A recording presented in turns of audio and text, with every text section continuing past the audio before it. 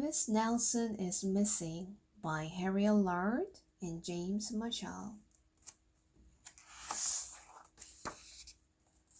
The kids in room 207 were misbehaving again. Spitballs stuck to the ceiling. Paper planes whizzed through the air. They were the worst behaved class in the whole school.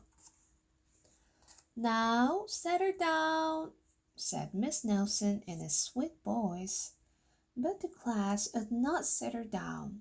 They whispered and giggled. They squirmed and made faces. They were even rude during story hour, and they always refused to their lessons.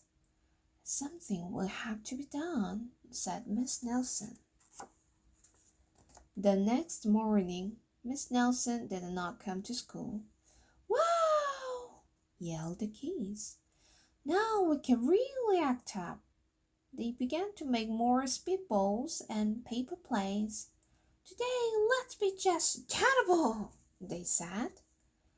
"Not so fast," hissed an unpleasant voice. A woman in an ugly black dress stood before them. "I am your new teacher, Miss Viola Swamp," and she rapped the desk with her ruler. "Where is Miss Nelson?" asked the kids. "Never mind that," snapped Miss Swamp. "Open those arithmetic books." Miss Nelson's kids did as they were told. They could see that Miss Swamp was a real witch. She meant business. Right away she put them to work, and she wrote them down with homework. "We'll have no story hour today," said Miss Swamp. "Keep your mouth shut," said Miss Swamp. "Sit perfectly still," said Miss Swamp. "And if you misbehave, you'll be sorry," said Miss Swamp. The kids' room 207 had never worked so hard. Days went by and there was no sign of Miss Nelson. The kids missed Miss Nelson. "Maybe we should try to find her," they said. Some of them went to the police.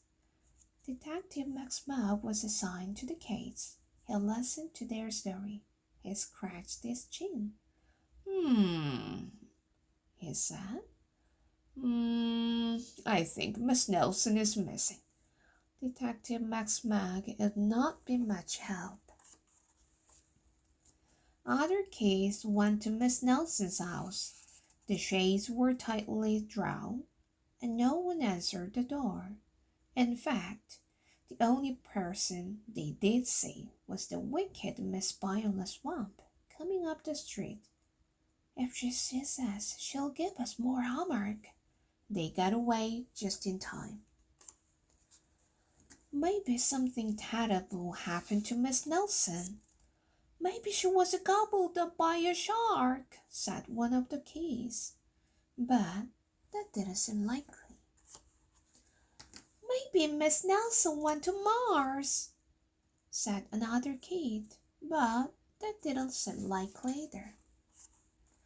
"I know," exclaimed one know-it-all. "Maybe Miss Nelson's car was carried up by a swarm of angry butterflies." But that was the least likely of all. The kids in room 207 became very discouraged. It seemed that Miss Nelson was never coming back, and they had bestowed with Miss Viola Swamp forever. They heard footsteps in the hall. "Here comes the witch," they whispered. "Hello, children," someone said in a sweet voice. It was Miss Nelson. "Did you miss me?" she asked.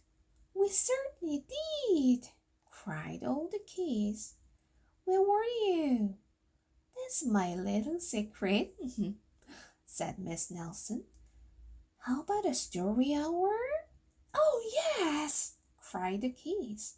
Miss Nelson noticed that during story hour no one was rude or silly. "What brought about this lovely change?" she asked. "That's our little secret, said the keys.